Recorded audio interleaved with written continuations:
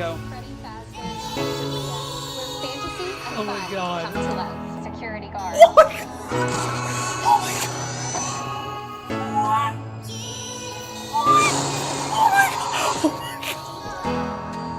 Oh my god. 8 years in the making, and the FNAF teaser trailer is finally here. What's going on, guys? It is Janice here, back again with another video, and as you can see, we are going to be reacting to the official Five Nights at Freddy's trailer, and this was literally posted 6 minutes ago. They just dropped the trailer. I'm so excited. We're going to be reacting to it. It's too late. No!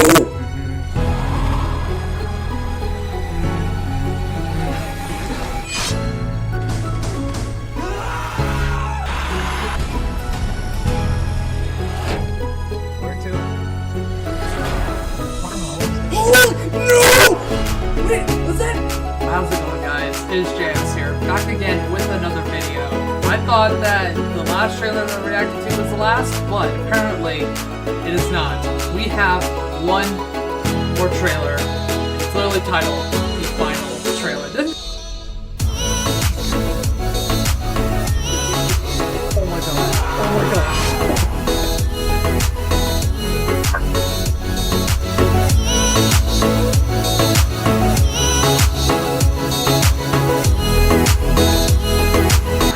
Officially 1 hour until I head out. I'm with my friend, and we're seeing the FNAF movie. Oh, how dare you? I'm so excited. I know, I'm so ready for this. It's literally about to start soon. Oh my god, I'm so ready for this. So, I just got home. Holy crap, I gotta talk about this with you guys. Wow, that was worth the 8 years. I will say that was so worth the 8 years. This is worth the 8-year wait, man. So worth it.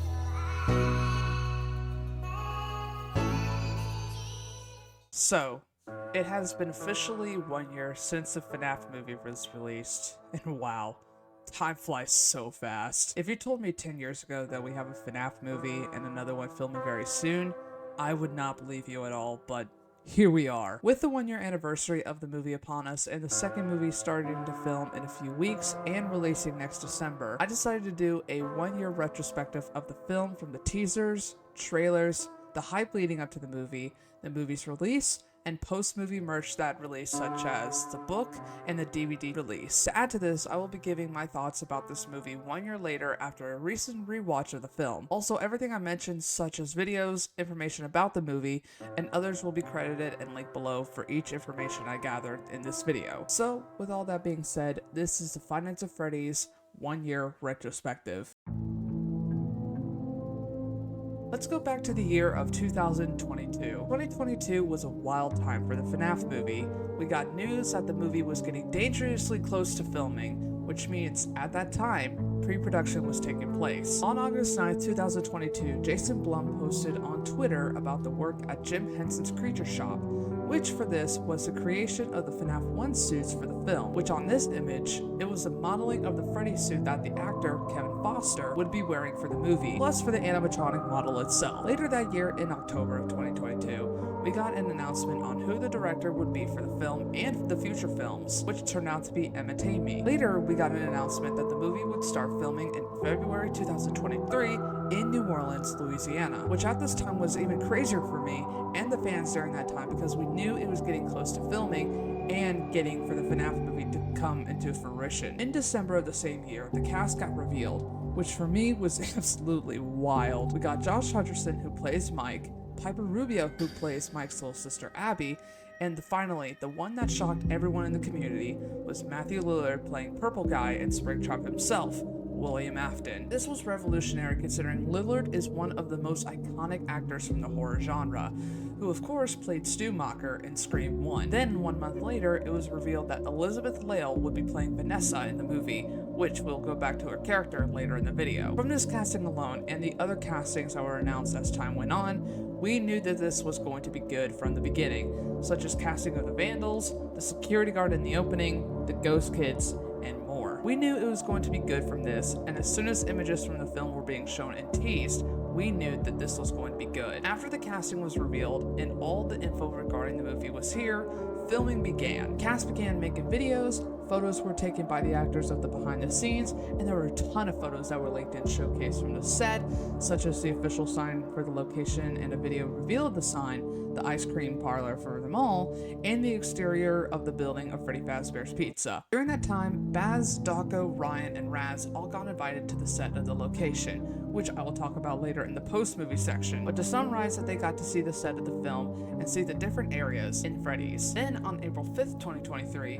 the second to last day of filming, we got our first teaser image of the film, but also the release date. The information that was released was that the film would release on October 27th, 2023, the same year when they filmed the movie, and also the first teaser image. On this teaser was Golden Freddy, or at the time, I thought this was regular Freddy, and Piper Rubio's character Abby in front of Freddy Fazbear's Pizza. At this time, seeing this was so cool considering that, 1, we were pretty close on getting the movie being in post-production, 2, we were finally seeing images, and 3, our first look at the animatronics, which was so monumental. I also forgot to mention, the first day that they were filming, Jason Blum posted a picture of the day 1 board on the first day of shooting, which was epic to see considering it was getting really real that the film was actually happening. Then the day after the teaser image was revealed, the movie finished filming, and then the hype for the movie began.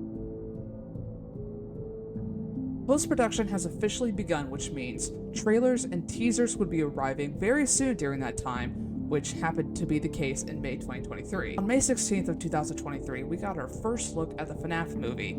It was only 45 seconds, but it was just a teaser trailer at the time before we got the actual trailer. But this, for what we saw in May, was amazing considering this was the first look of footage we got for the movie. The reception of the trailer was so positive for the fans of the franchise, which of course is a good sign, especially for that time, and after it was non-stop hype for the movie. Every month from June, July, as well as August, when the final trailer came out, it was non-stop hype for the film, with the synopsis releasing the rating for this film and future films would be PG-13, merch such as an art book, posters, a FNAF movie novel, and an announcement of the composers of the film, which are the Newton brothers who did such a fantastic job of the film's score. And then the month of October came, which was the true hype of the movie. During the month of October, the anticipation for the film's release was at an all-time high, with predictions coming out, and just the hype for the movie was all over the place, which is exciting but also nerve-wracking at the time, because we didn't know how the scores would be on any review site. During this month as well, Scott dropped a random game on Game Jolt,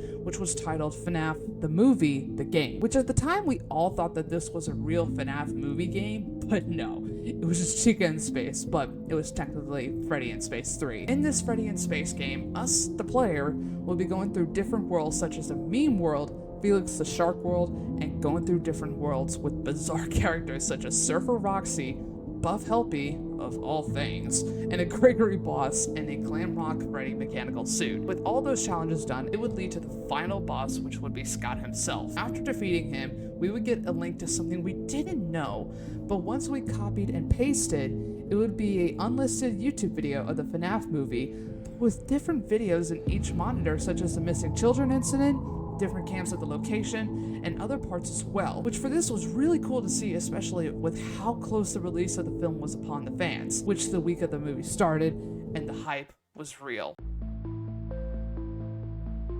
To me, release week still feels like a dream, but in reality, it was one of the craziest, but one of the best weeks to come. During this week, AMC announced that they would be doing pizzas as a promo for the movie, and other companies doing the same thing, such as a pizza cookie cake to celebrate the movie's release. Spoiler-free vlogs of their travels to the set from Dawko, Baz, Ryan, and Raz released along with their vlogs to a premiere of the film, and the release of the film, which would be happening early on October 25th for the UK, and early showings and release on the 26th, and then the release day on the 27th for theaters and Peacock. During this time, before seeing it personally for myself, time felt like a slug in a race. Time felt so slow, but I knew it would be worth it. I booked my tickets to see this movie the exact time they released on October 1st and on the 26th, the day I was going to see it. Flew by fast. To describe how I was feeling the day before, it was pretty much as I stated before, but work that day to me felt like an absolute drag, but I knew seeing it the next day would be very, very worth it. I remember as soon as I got home, I recorded my reaction on how I was feeling, and I was feeling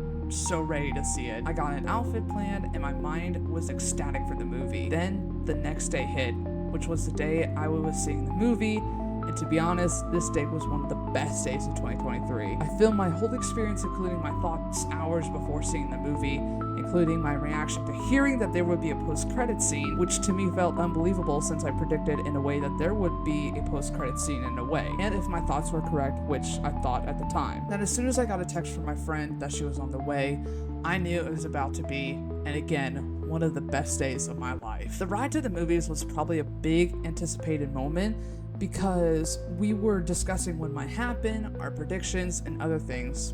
But as soon as we got to the theaters, that was when things were starting to get real. They had the FNAF pizza with the box, which I still have to this very day, and other fans were just chatting to us about the movie. I even recorded me and my friend's reactions, which I'm keeping her name anonymous for her privacy, to our thoughts before, and we were really hyped.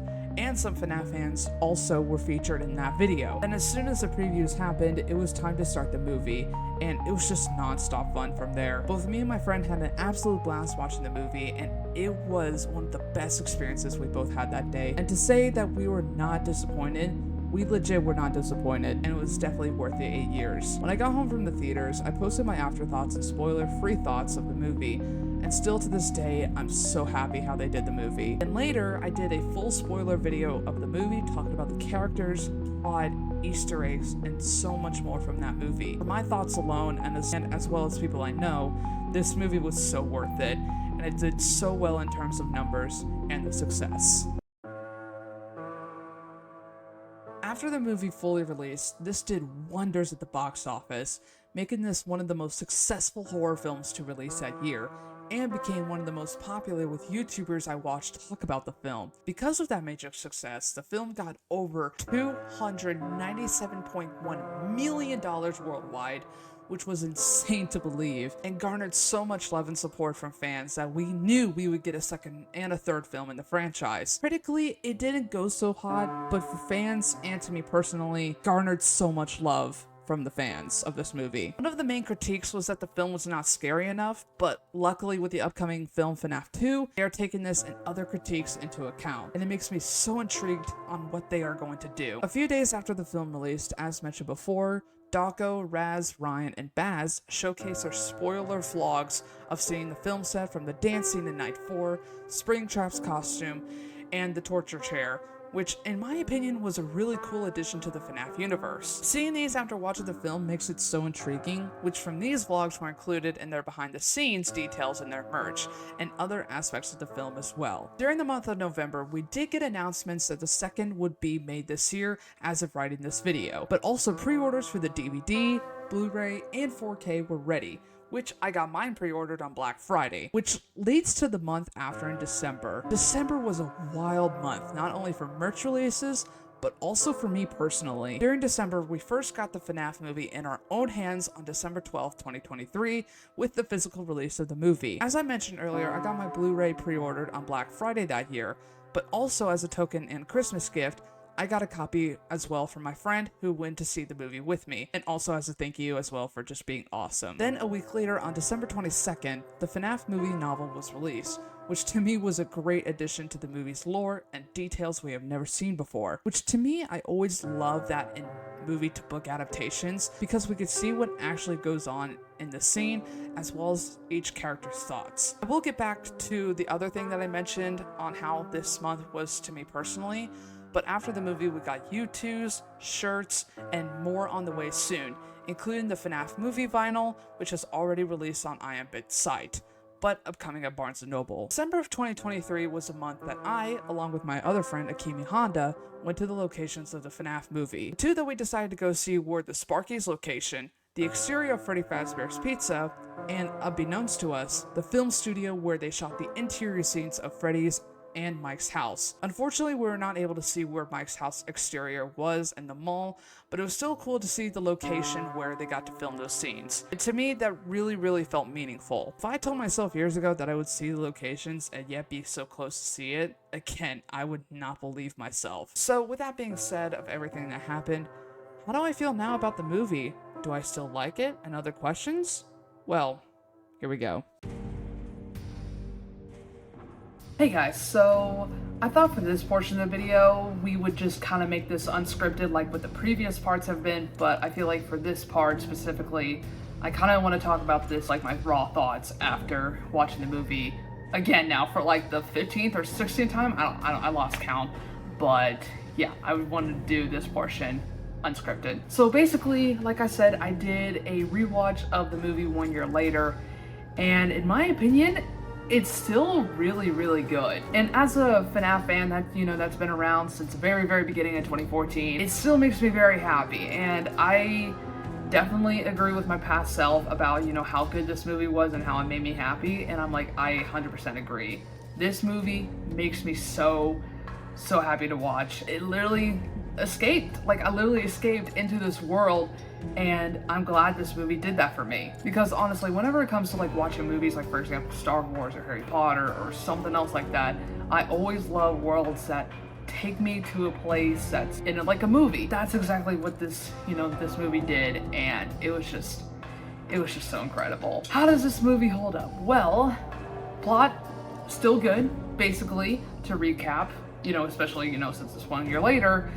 Mike is trying to find the secrets of who took his brother Garrett, but then also trying to keep Abby from being taken away from his aunt, and then having that job at Freddy Fazbear's, and also discovering the secrets of that place as well, while trying to find the secrets of who took Garrett, and those two collide with each other. So that's basically how everything goes with that. It's just a really, really easy plot to follow. The characters are still incredible. Mike is a very intriguing character. I can't wait to see what they do for him in the second movie, as well as Abby. I think those two in the next movie is probably going to be, of course, further developed and further like into the character depths and see like the story behind that, and I'm very intrigued to see how that goes.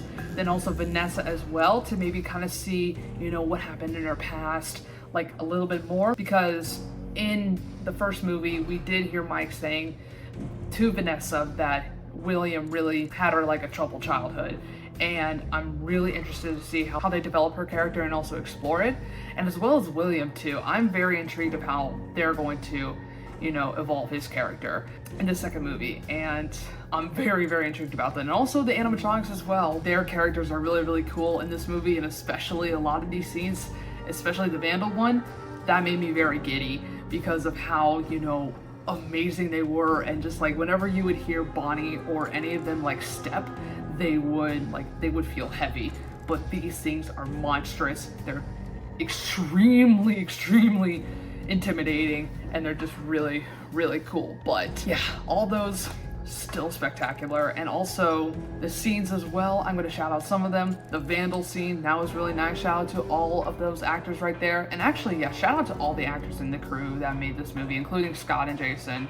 They did so fantastic with this movie, and I'm very happy of how they did this movie. I thought the Vandal scene was pretty interesting to watch. The beginning scene with Bob, that's his name by the way in the book, by the way, Bob's scene in the first part of the movie where he's trying to unscrew that screw and then get away from them, but then Foxy catches him and he gets into the shredding chair. I thought that was a really cool scene. And then of course the spring lock part, and also the introduction to Springtrap as well.